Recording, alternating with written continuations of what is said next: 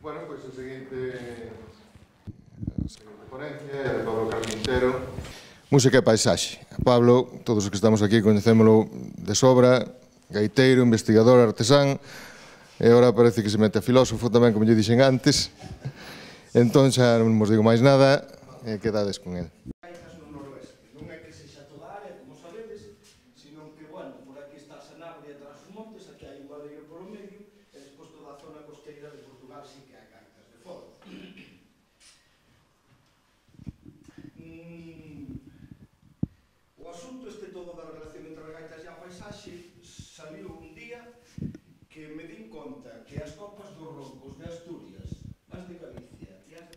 Eran diferentes.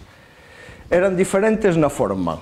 As asturianas sempre se meten así, os bordes das copas hacia dentro, como sabedes, como podedes ver aquí, métense hacia dentro, verdad?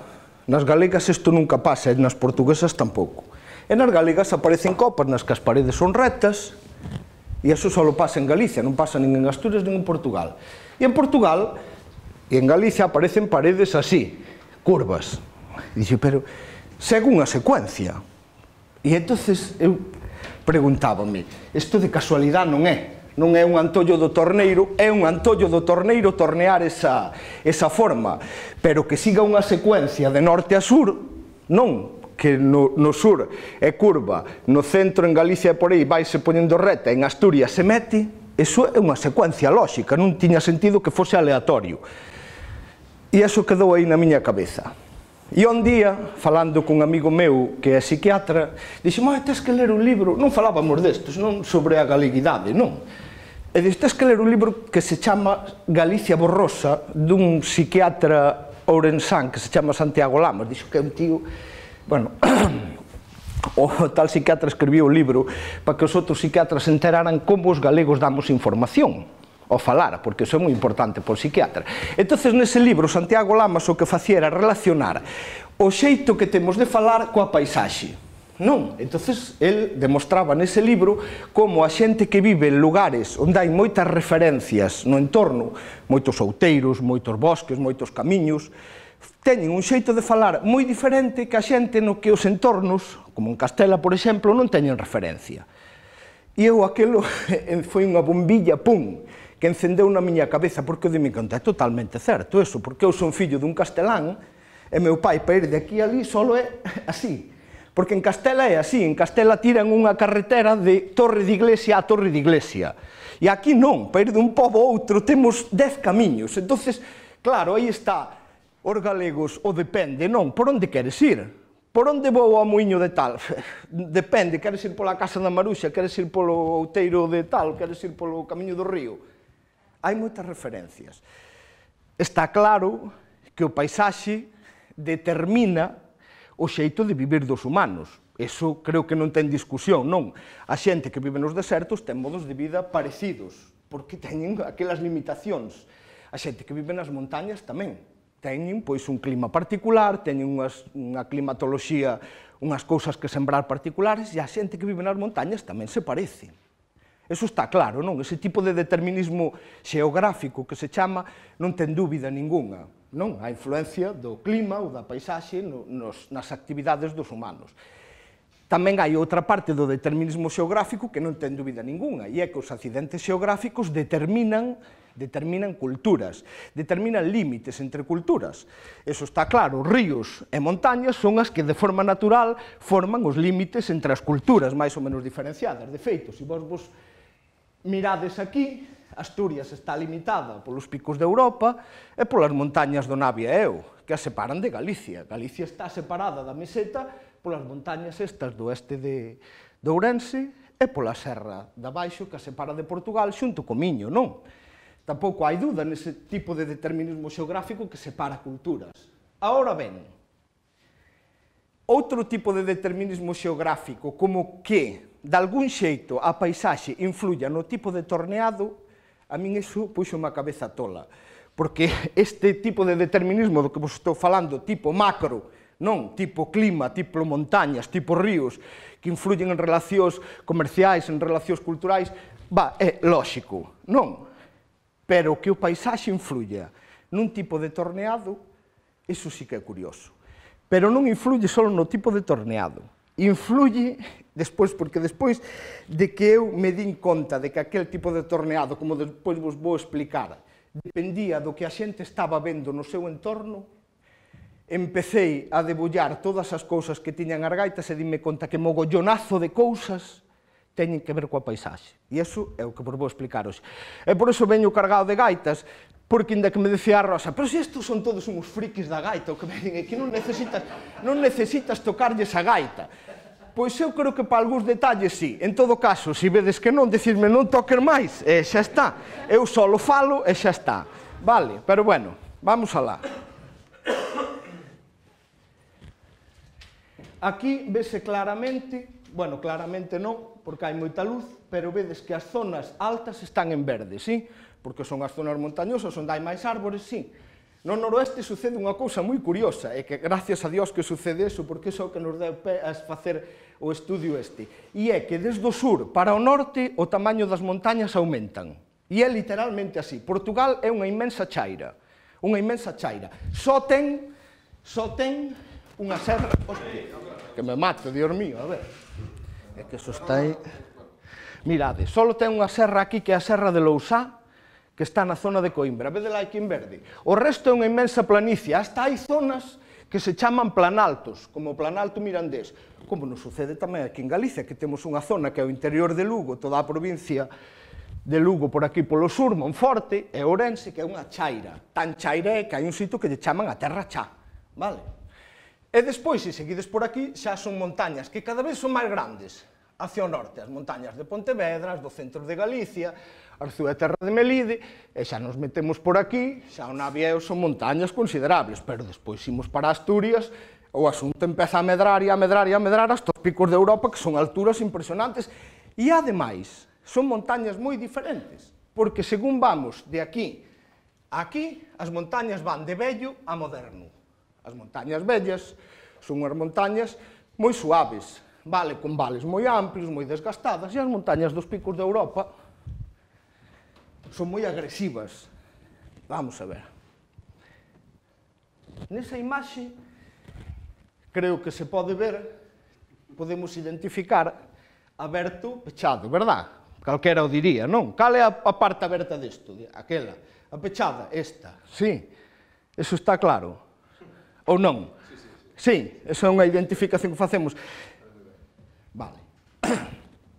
Porque iso é importante deixalo sentado. Paisaxes abertas, o Planalto Mirandés, Sanabria, sí? Paisaxe galega típica, montañas suaves, non? E paisaxe dos picos de Europa.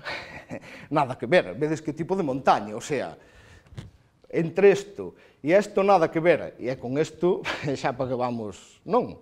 Vedes que hai unha diferencia paisaxística moi considerable e que mostra unha gradación de sur a norte, vale?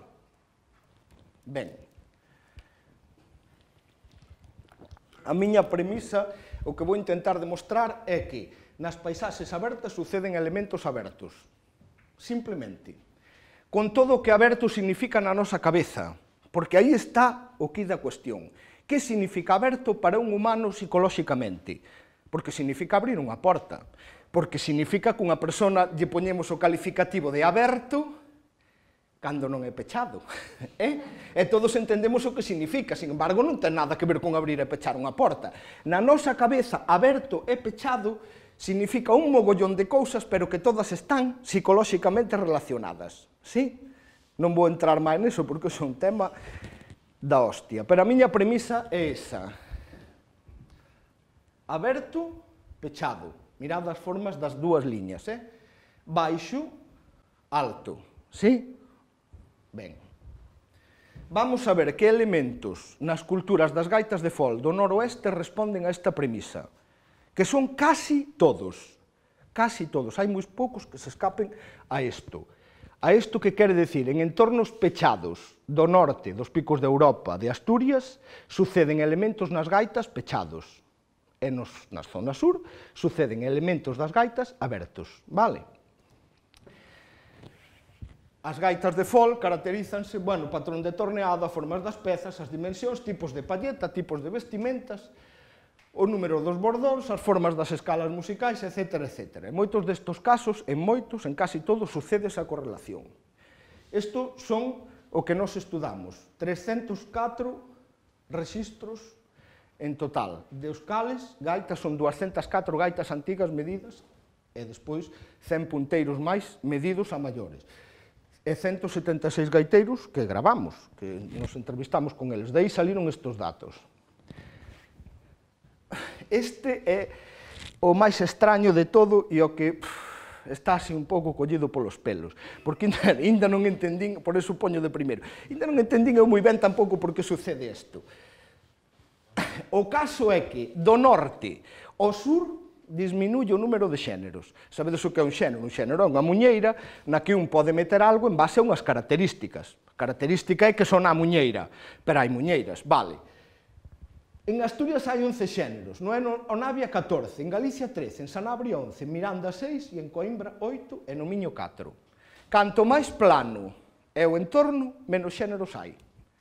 E iso é simplemente contar. Pero sucede outra cousa tamén, que canto máis alto é o entorno, menos cantigas con nome que lle chamo eu hai. Cando eu fui a Portugal a primeira vez, dinme conta de que os gaiteros casi todo eran cantigas con nomes, como se aquí dixéramos a Carolina, unha lágrima cayó en la arena, poucos xéneros, pero moitas cantigas.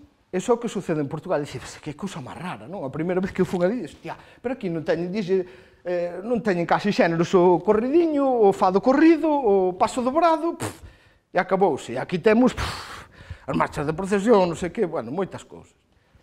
Pois, para min, o que sucede, se pode expresar así, inda que xa vos digo, isto está collido con pelos, que hacia arriba, cando se pechan os ambientes, sí, cando os vales das montañas son pechados, as cantigas péchanse dentro de xéneros. Non hai cantigas casi fora dos xéneros. E, sin embargo, cando os entornos son abertos, o asunto queda moito máis aberto. Hai poucos xéneros e moitas cantigas dispersas fora dos xéneros. Pero isto hai que darlle moitas voltas. E é moi difícil de cuantificar. Isto está así collido por os pelos. A dixitación. Aquí sí que xa non está collido polos pelos. Por que os humanos musicólogos collemos o nome de aberto e pechado para as dixitacións? Eso xa é sorprendente. Por que? Porque pechan máis dedos. Bueno, pero podíamoslle chamar de outra forma, non? E, sin embargo, collemos dous nomes, dixitación aberta e dixitación pechada. Para os que non entendades o que é aberto e pechado, que supoño que sodes casi todos, polo que vexo aquí, menos a Alexandra, aberto é levantar os dedos así, pechado é ilos deixando pousados, vale.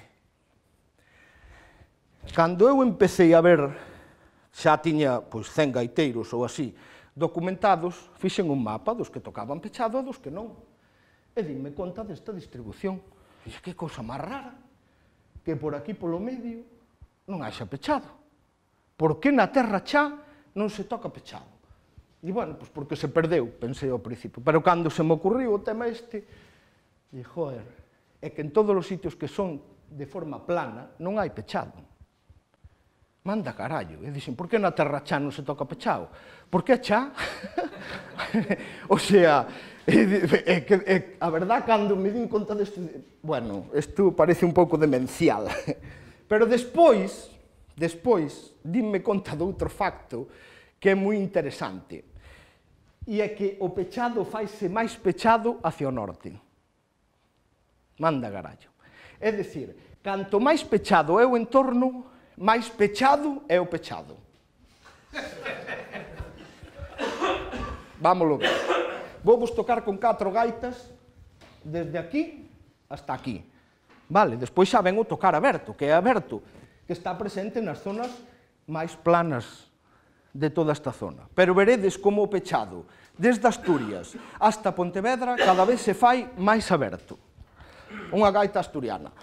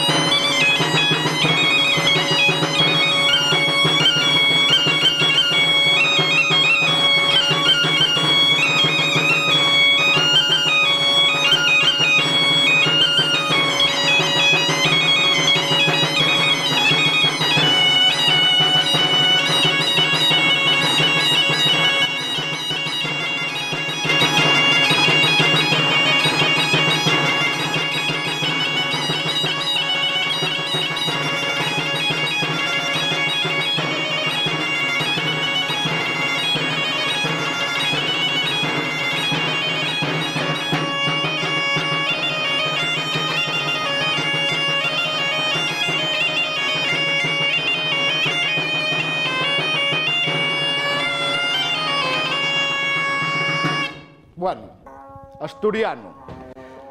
Vamos á zona do Navia e Eo, que está aí pegada entre Galicia e Asturias.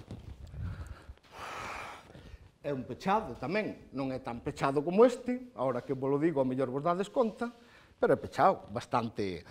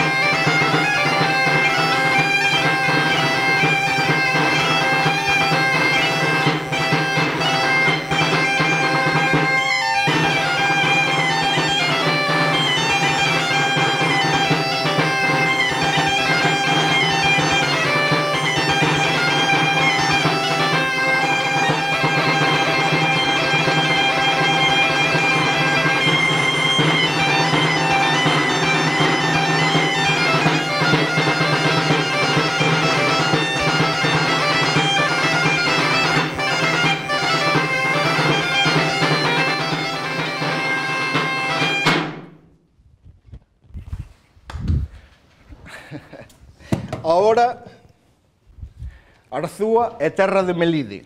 Empezamos aquí, agora vamos aquí, que ainda son montañas, as do centro de Galicia, bueno, bastante altas.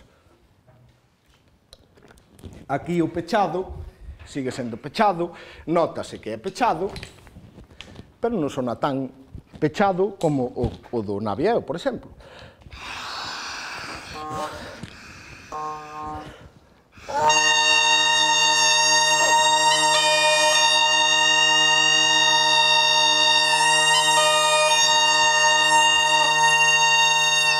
Así vale.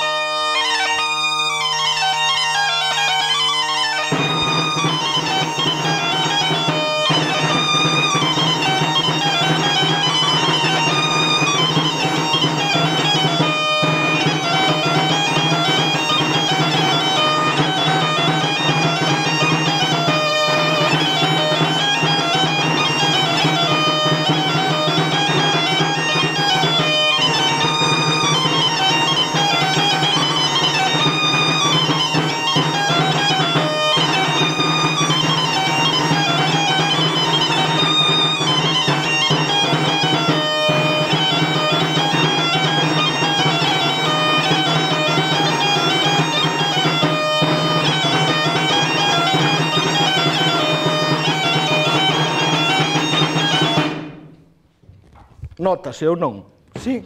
E agora, por fin, xa vos dades conta, o pechado de Pontevedra, que sona aberto. Non hai intención de facer ningún tipo de traca, traca, traca, traca. Aí están as grabacións, por exemplo, de Perfecto Feijóo ou de Xan de Campañó, nos que perfectamente poderíamos decir que están tocando aberto. Así.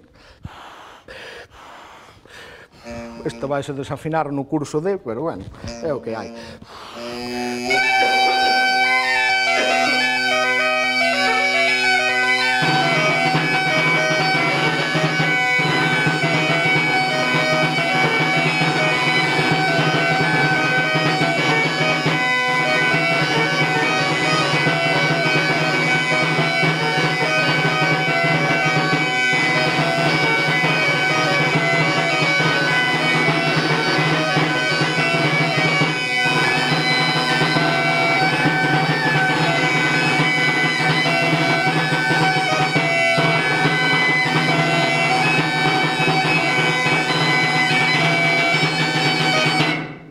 isto sona aberto.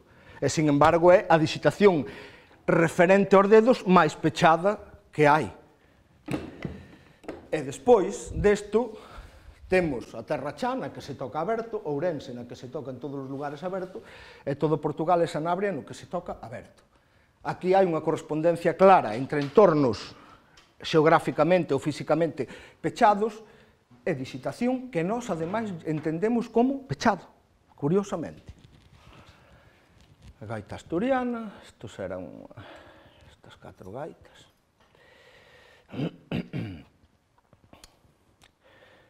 Os roncóns, os tipos de roncos que teñen as gaitas non teñen relación que eu lle pudera atopar coa paisaxe.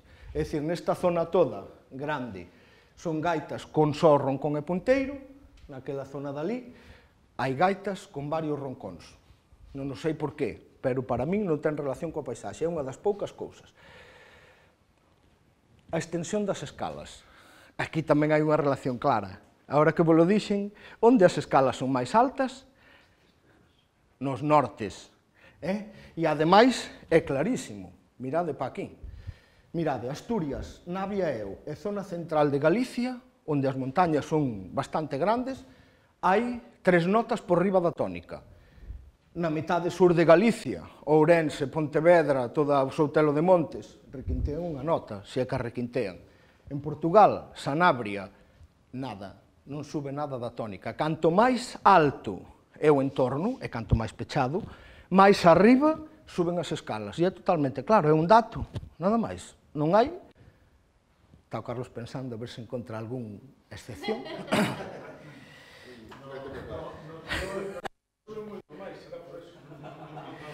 Eu fora de Galicia ainda non o pensei. Pero pensareino. Pero pensareino. Bueno, o asunto é que isto dá para pensar. Bueno, vamos seguir. Mirade. O patrón básico do torneado do noroeste. O patrón básico de torneado do noroeste... Cago na tos, hoxe vou desfacer a casa da gaita. O patrón básico do torneado do noroeste é así. Mirade, un punteiro ten unha mesa que evidentemente ten que ser ancha e despois baixa, sí? Este é o patrón básico, pero no noroeste facémoslle sempre un corte aquí. Sempre un corte, de forma que a mesa queda dividida no meu vocabulario nunha mesa e nun anel, sí? Este mesmo patrón séguese nos bordóns. O bordón é así, despois estreitase, e aquí sigue unha moldura que é como a do punteiro, entonces aquí debe levar un corte, así, e aquí poñemos outro corte. Sempre lle poñemos un corte antes do estreitamento. Isto, noutras tradicións non é así, é diferente. A nosa no noroeste é sempre esta. Despois, co paso do tempo, foron xurdindo outros tipos de torneado. Pero o torneado antigo, que está en todo o noroeste, de arriba a baixo, é este. Este aparece en todos os sitios. A ver se hai relación coa paisaxe. Aquí están as medidas dos diámetros externos máximos dos bordóns. Desde Asturias, son medias, unha media de todas as gaitas que eu teño medidas en Asturias, 30, 31, 28, 29, Pontevedra 28, Baixo Miño 28, entramos nos sitios máis planos de todo. Seabra 25, Miranda 33, Coimbra 35. Hai diferencia. Canto máis ao sur, cando os entornos se abren de verdade e se volven planos, as pezas, pum, de repente, convírtense nesto. Isto é grande se o comparamos cunha gaita asturiana ou galega. E entre os montes, os que vemos gaitas, sabemos que son así, verdad? En Sanabria tamén son bastante grosas. Non tanto como en Miranda, se queremos levar o asunto extremo, é que Miranda é unha planicie. Sanabria ten as súas montañitas. En Sanabria, mirade, Sanabria son grosiñas, pero non chega a este espectáculo. Hai unha relación.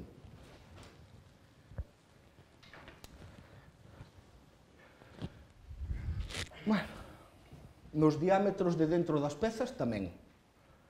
Nos de dentro tamén. Eu teño medido diámetros aquí en Miranda, nas segundas, de 20 por dentro. O mesmo diámetro que usamos nós para os espigos, usan eles para o furado principal. E hai, home, aquí non se nota moito, vedes, 11, por aquí Arzúa 10, Ourense 10. Isto chulo que eu non o fixen sería poñer as gaitas coa altura onde viviron. Pero é que son traballo da hostia, non sei se me meterei neso.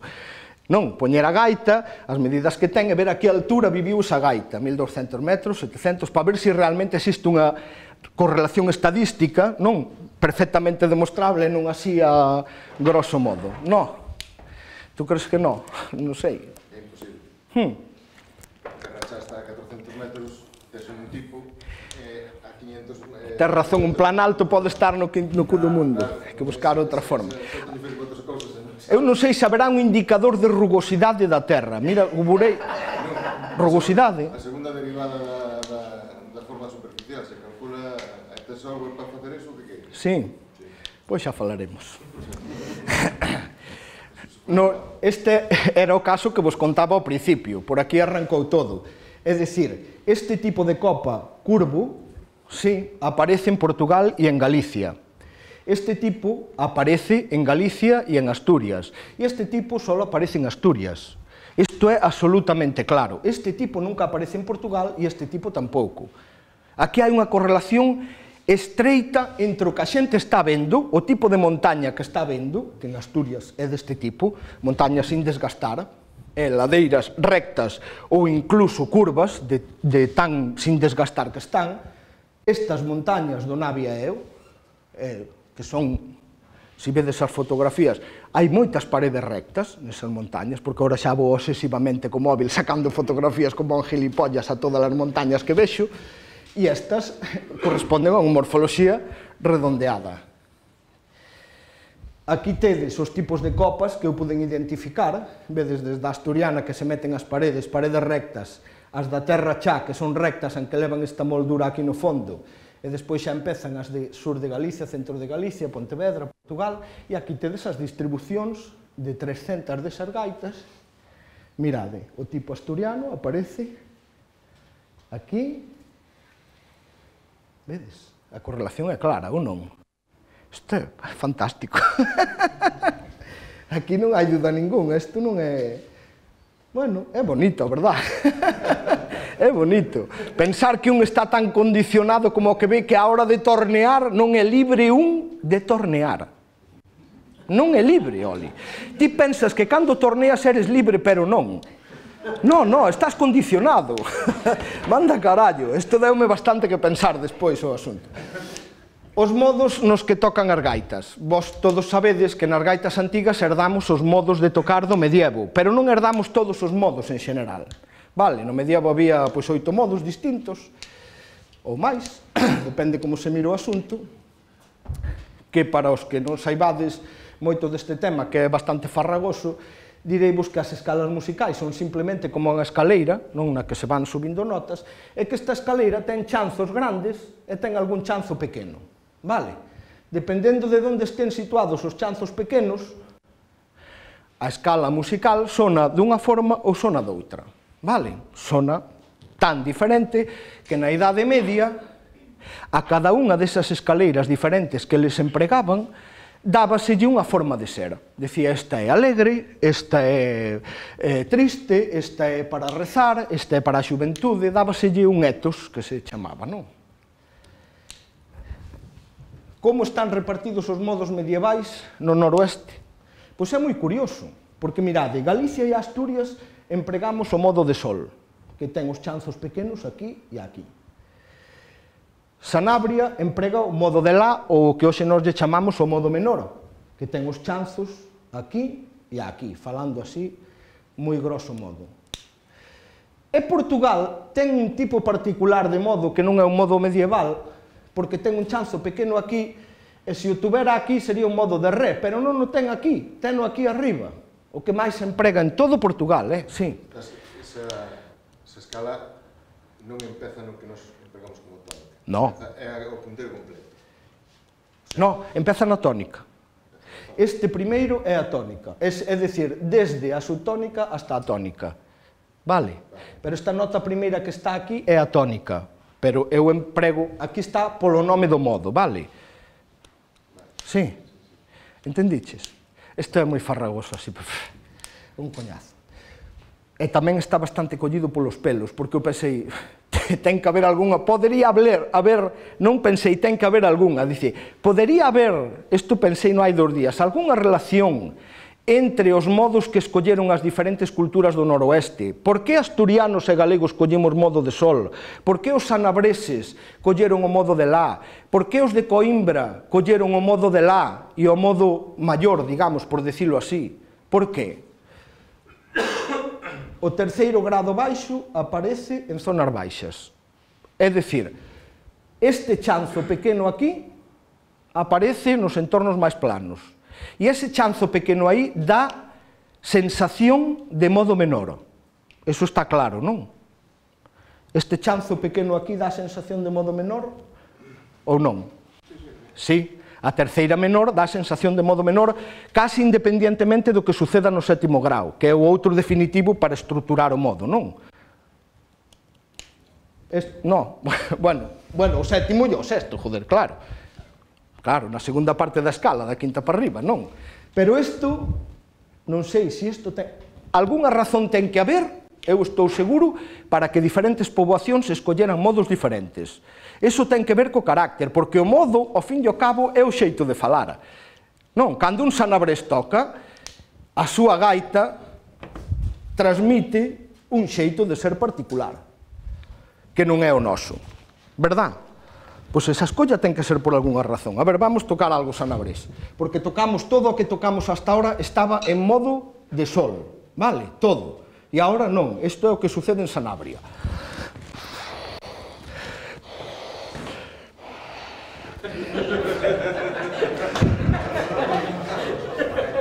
Vamos a montar dun momento a outro.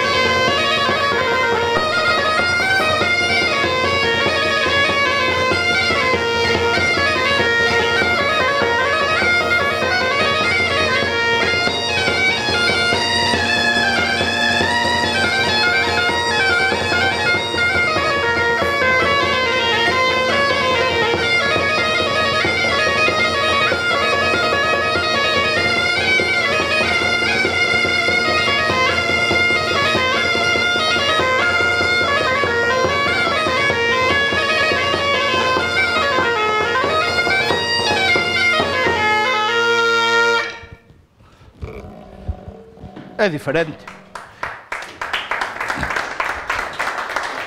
Gracias. Eu creo que o etos medieval está claro, cada modo ten unha forma de ser particular. Ahora, cada poboación escolleu un. O por qué? Poderon escoller 2 ou 3, pero quedáronse con un. Isto vese moi claro, por exemplo, na zona de Coimbra. Na zona de Coimbra hai 2 modos diferentes. E é curioso que coincida que a zona de Coimbra é unha zona moi plana, pero que ten ao lado unha serra moi alta. É unha coincidencia curiosa. E en Coimbra tócase nos 2 modos. Ídelo ver. Aquí temos o que eu lle chamo o modo portugués, que é ese modo coa terceira rebaixada, pero que na parte de arriba ten o 7º grado a medio ton da tónica.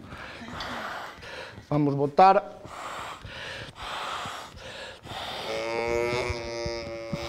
un fandango.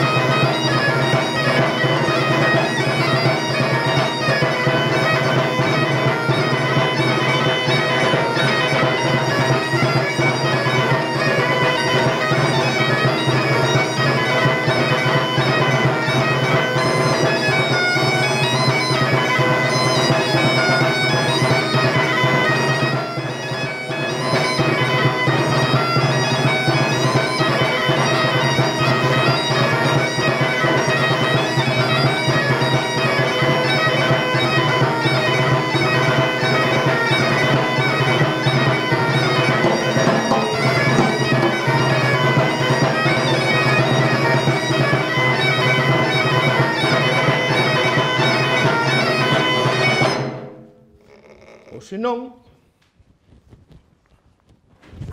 Me cago no demo.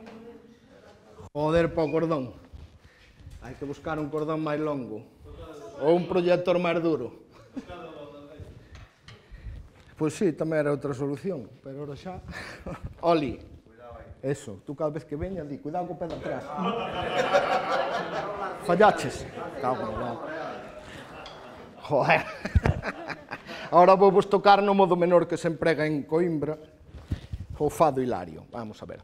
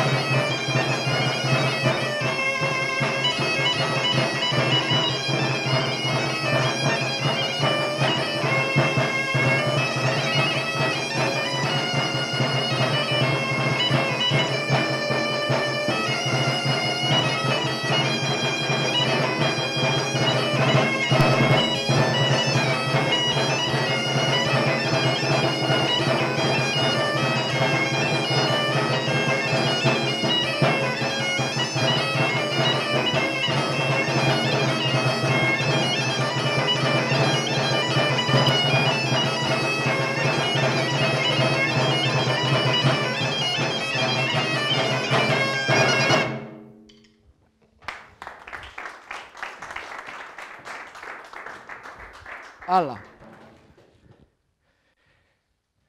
Bueno, esos son os modos que hai no noroeste.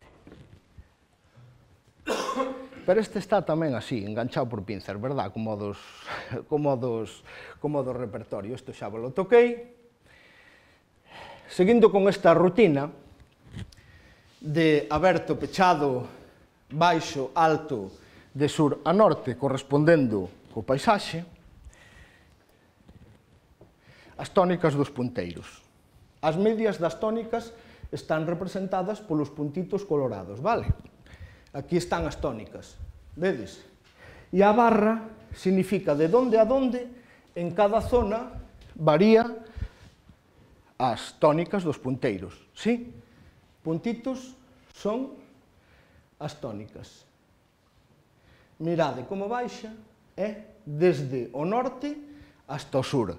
De feito, mirade que cousa máis curiosa, o único sitio de Galicia onde aparecen gaitas antigas en si bemol e máis graves é... No? En Pontevedra nunca aparece unha con lá aí. Na Terra Chá. Esa gaita, mirade que gaitón. Esa gaita é da Terra Chá. Pois na Terra Chá é o único sitio de Galicia, porque as de Pontevedra poden estar en sí, mirad as gaitas de Galicia, mira, Pontevedra, onde acaban. Non chego a si bemol, ves? Mariñas entendo que son as mariñas de Lugo. Aquí mariñas quere decir a Terra Chá é un pouco máis arriba, é unha denominación, é unha forma de entender meu. Mariñas para min significa toda a Terra Chá e hasta arriba, e incluso, eso é. Eso é, para min esos son as mariñas. Bueno, é que non podo poñer aí todos os lugares. Pero vese claramente, incluso tendo en conta as varianzas, vese claramente que hai unha baixada das tónicas hacia o sur. Entornos máis abertos teñen gaitas máis graves. Eso vese con claridade. As mariñas é onde máis rango hai, non? Sí, porque as mariñas corre un terreno que en algúns sitios, para min, porque para min as mariñas... Eso é. Para min as mariñas veñen definidas por ese tipo de torneado que ves aí.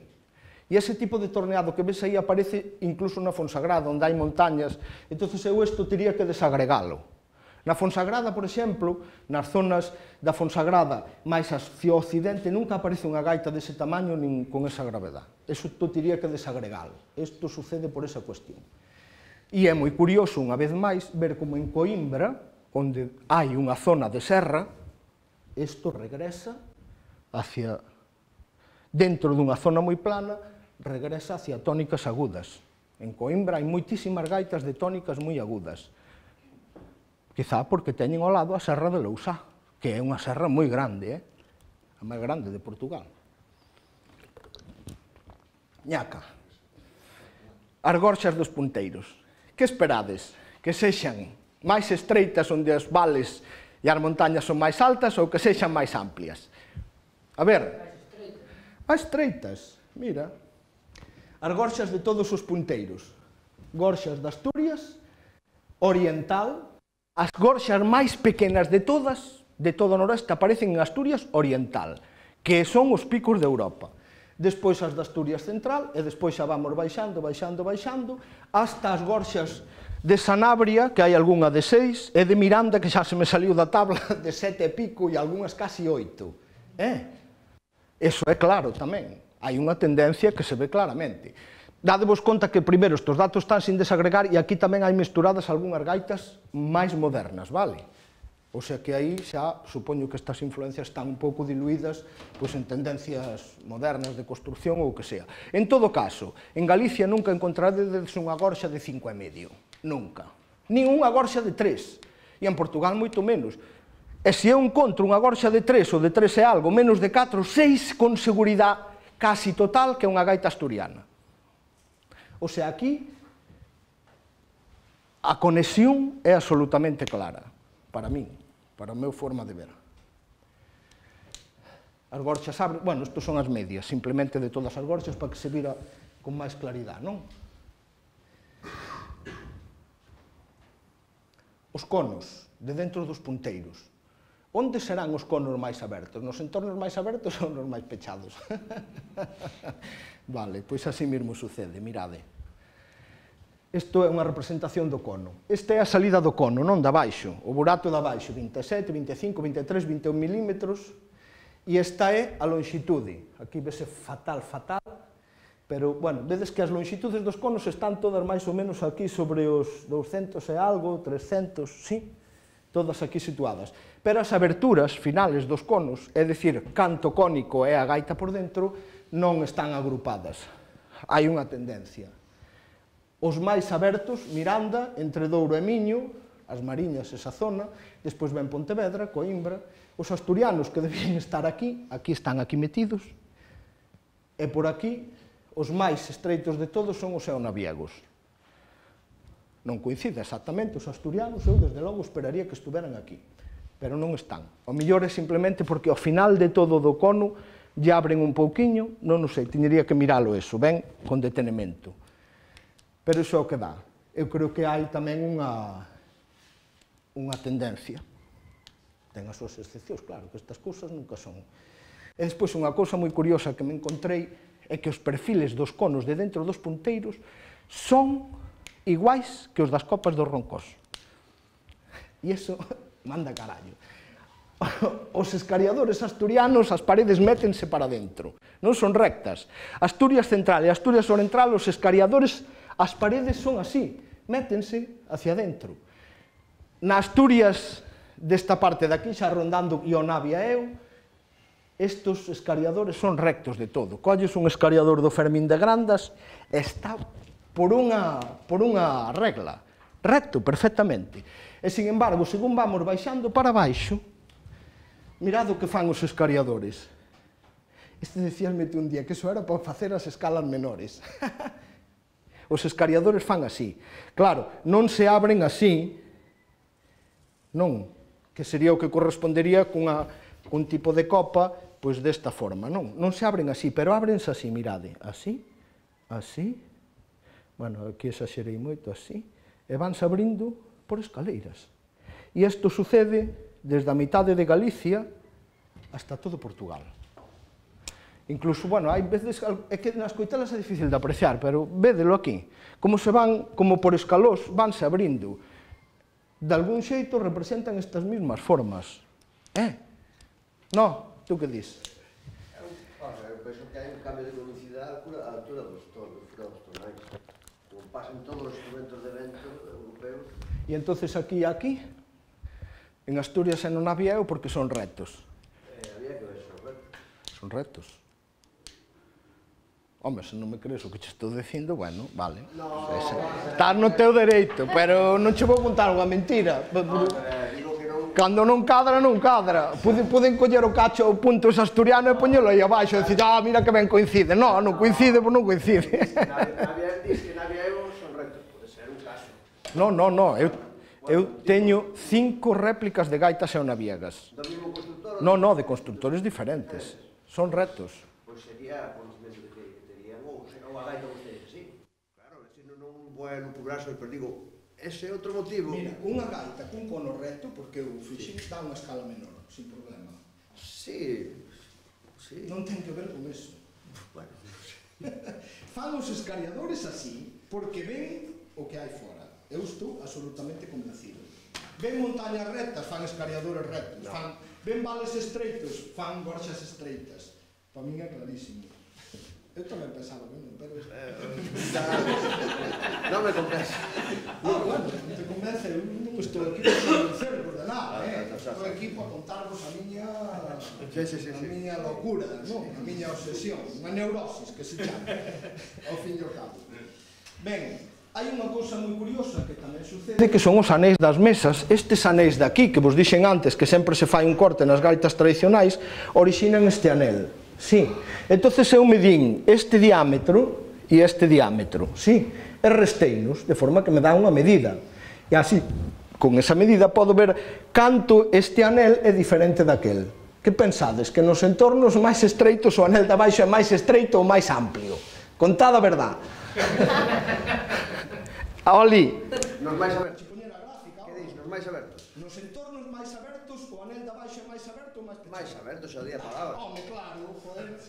O tes, mira, en Asturias, e vos o sabedes, un punteiro asturiano ten un aneliño de nada, a que sí? Mira, os anéis asturianos teñen moita diferencia coa mesa, ves? E según vamos para o sur, as diferencias vanse achegando incluso a cero. E nas mariñas, incluso os anéis dos punteiros son máis grandes que a parte de arriba da mesa. Na terra xa. Esas gaitas da terra xa, miradias ali, mirad o anel que ten, máis grande que a mesa. E a terra xa é un entorno aberto e ten os anéis moi abertos. Unha chorrada do torneado, pero que ao fin e ao cabo volve a reincidir. Sí.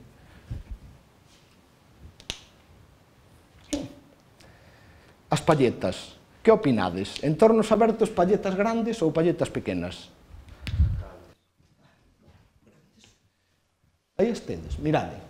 Palletas desde Lisboa, Miranda, Coimbra, Mariñas, Eonavia, Asturias. É unha gradación perfecta. Perfecta. É unha pasada. Ou seja, canto máis ao sur e máis abertos son os entornos, as palletas tradicionais, as desta área de aquí, a desa non, que é outro tipo de palleta distinta, canto máis ao norte, máis pequenas son, máis estreitas, máis angostas, máis apretadas. Eu non digo nada. Será que ver porque as gaitas son máis pequenas e porque os conos menos abertos, non sei, digo eu. Si ti pensas, entendes o que digo? Está todo en conxunto, isto non son cousas separadas. Na mente dunha persona todo isto está así, así. Vale. Vamos tocar cunha palleta destas. Un gaitolo desos de Miranda. Para que os coitedes, polo menos. O curioso é porque este punteirolo que está en si bemol e o das mariñas, este leva un palletón deste tamaño e o das mariñas é a mitad que este, sendo un punteiro que saca a mesma tónica prácticamente. Cousas, Sí, nas mariñas son un pouco máis pequenas que estas. Hai cousas que non coinciden, claro. A ver.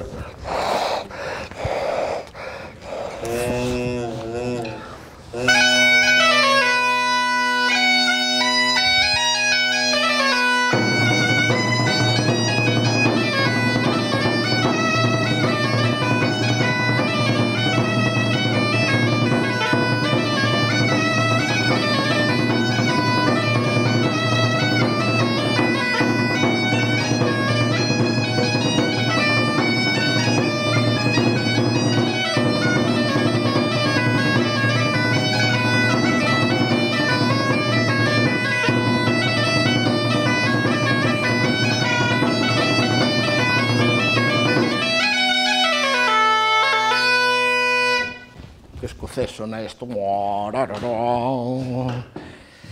Bueno, estamos acabando, non vos dou moita máis tabarra con este tema.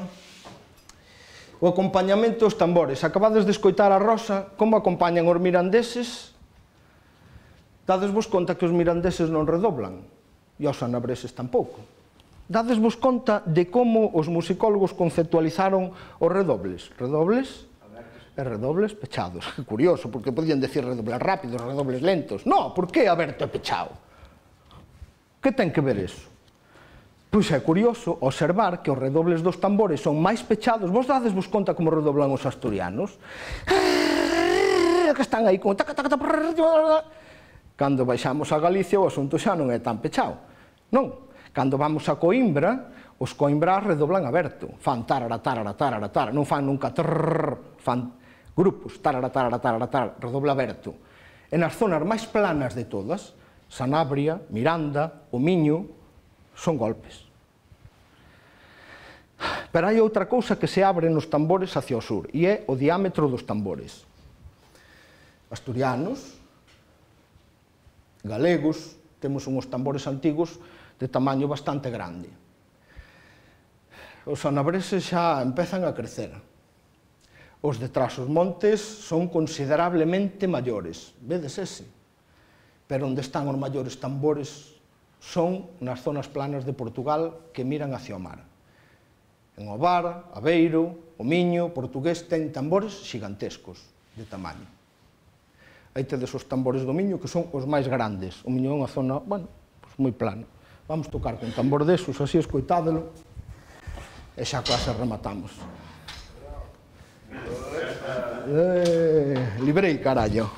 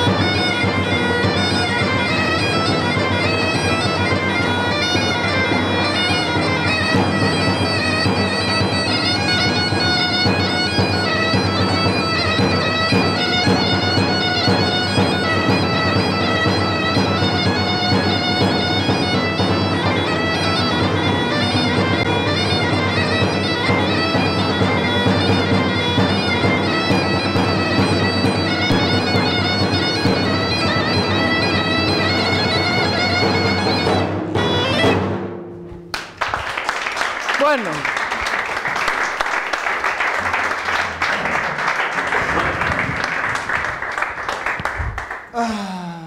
Unha gaita de Barbáns. E aí se acabou.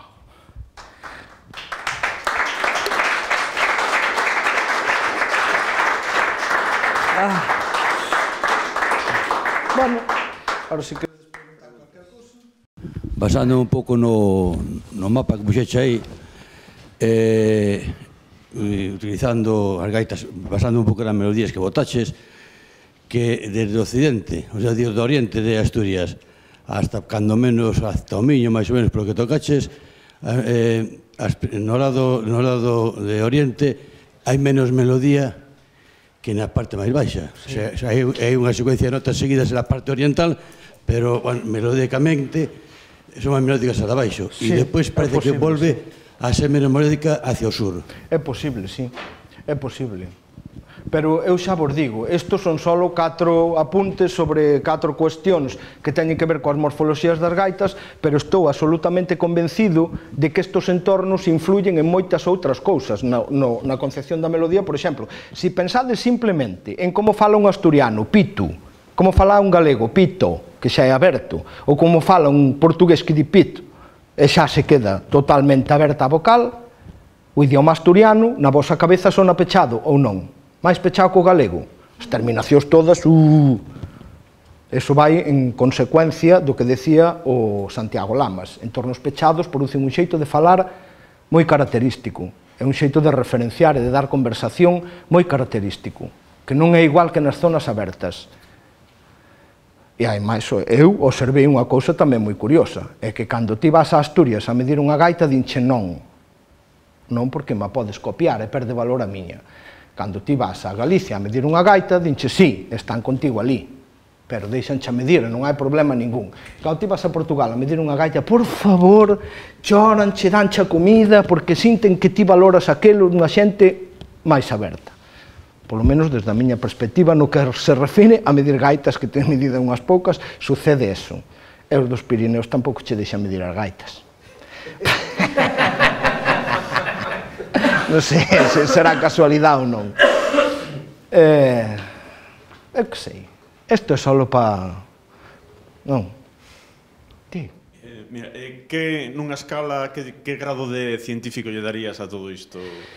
Pois para isto poder ser, habería que facer unha cuestión máis estadística. Eu creo que hai algunhas nos que a correlación que se pode demostrar con facilidade, por exemplo, nos anéis das mesas, por exemplo, nas gorxas dos punteiros, por exemplo, nas aberturas dos conos, eu creo que aí hai unha correlación que se pode establecer estadísticamente como válida. Ahora, outras cuestións que teñen máis que ver con... é que é moi difícil eso, entendes? Claro, cando xa se mete a valoración personal ou a percepción...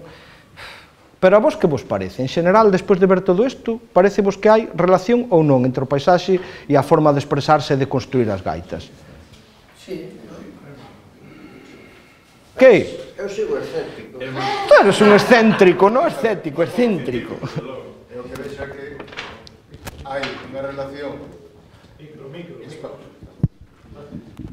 Eu vexo que hai unha relación espacial, unha estrutura espacial na distribución deses parámetros que me diches, e que hai unha correlación ca morfoloxía do territorio. Agora, o problema é se a correlación indica causalidade ou se temos outra serie de cuestións aí que tamén hai que pensar un pouco nelas, que hai un gradiente histórico, por exemplo, de como a península se foi pasando de cristiá a musulmana e ao revés, e cousas polo estilo, que tamén a topografía que influiu en como se moveu a xente, as comunicacións e tal, que poden tamén, é dicir, que levan, penso que un patrón semellante ao aberto pechado, co cual o problema vai ser distinguir entre o patrón de aberto pechado e outros patróns coincidentes que poidan tamén ter influído. E tú crees que patróns culturais como esos que tú estás dicindo, que a realidade é esa, poden influir no tamaño da gorxa dun punteiro? Pois non o sei. Iso é unha cousa que a mí me sorprende, en realidad. Pero vamos a ver. Hai varios aspectos que son clarísimos. As gorxas dos punteiros son impepinables, é dicir, aí hai unha correlación entre territorio e gorxas. Igual que os torneados das copas dos bordóns, aí é impepinable. Ou sea, hai uns que aparecen nun sitio e que non aparecen noutros. Hai unha correlación clara. Hai unha distribución espacial clara. Eso. E tú crees que unha cuestión cultural, como por exemplo influencias exteriores que veñan ou as comunicacións, se iso tuvera influído nesos patróns, non estarían mesturados? Me pregunto meu. É dicir, non aparecería, se realmente a comunicación, o ir e vir de xente ou esas cousas influíran sobre os patróns dos torneados, por exemplo, tú non crees que aparecería no noroeste unha mestura? Podería aparecer unha copa de tipo asturiano en...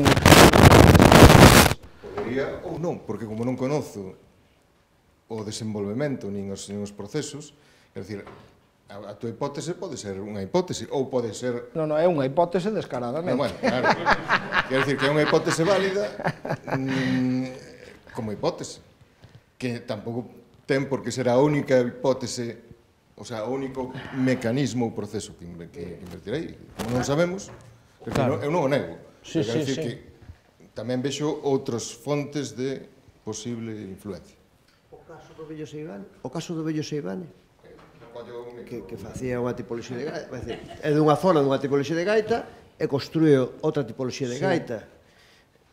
Non hoxe, senón, estamos falando de fai nos anos 50. Por qué? Por unhas condicións de que estuvo en outro sitio e aprendeu outra, eso ten que influir. Claro.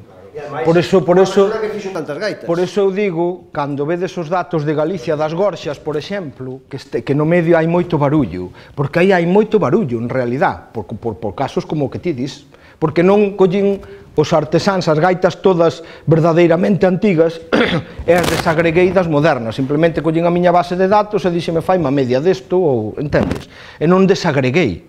As gaitas verdadeiramente antigas nas que esos procesos son moito máis raros, que non digo que non existan, entonces aí, claro, eso, se se queren acercar a eso, a unha validación científica da hipótese, si que tería que desagregar, pois por épocas, non? Porque antes do século XX é máis probable que a xente non se movera do seu sitio, que un artesán non copiara, un artesán de Pontevedra copiara a outro da Ribeira de Piquín, como é o caso do Seivane, que copia punteiros do centro de Galicia, non? E non construye un punteiro a un aviego, actualmente, vamos. E o tema de molduras, as gaitas de Seivane dos anos 40 e 50 son marrecos. Non. As gaitas do Seivane dos 40 e 50 sí, pero as posteriores son eonaviegas. Claro. As molduras son dese tipo. Despois, pero en ese tempo... Nese tempo porque copia unha influencia. Pero é que eso está... Aí vai. Está fora do que eu... Para min esos casos non valen. Entendes? Non valen. Para validar esta hipótese ten que ser nun tempo onde se manteñan unha etnicidade, por dicilo así, non? Nunhas montañas separan unha xente cunha cultura de outra xente con outra cultura distinta. Entonces aí podo dicir, hai influencia da paisaxe? Sí ou non, porque se de repente todo o mundo se move para todos os lados, pois sí, ao mellor nalgúnha época a paisaxe influiu moito na mentalidade da xente, agora non. Entendes? Agora mesmo nós estamos perdendo as nosas fonéticas particulares do galego. Se queres ver como era a fonética de cada zona, tens que ir a xente pois de 80, 90 anos.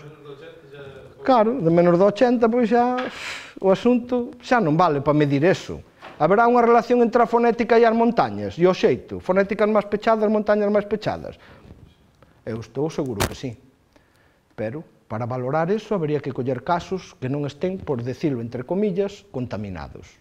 E é o mesmo pasa aquí, o sea, que o mellor non o vamos a poder saber con seguridade. A mí, penso que hai indicios que indican que merecía a pena traballar máis neso, pero ahora aseguralo categóricamente con isto non se pode. Isto é só para despertar as imaginacións. Pois acabou. Pois de eso se trata.